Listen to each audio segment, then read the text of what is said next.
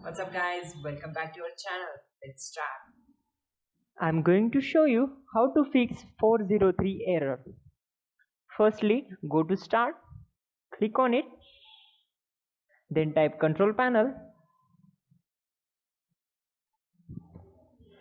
From the search result, click on this to open control panel.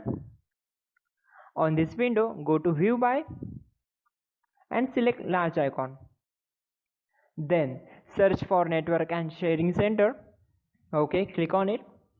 It will open a new page. Now find out your connection. Okay, here it is. Now just left click on it. It will open Wi-Fi status. Go to your properties, click on it. On the Wi-Fi properties, just scroll down. You can see here Internet Protocol version 6. Only you have to do this. Simply uncheck this option. Now click on OK.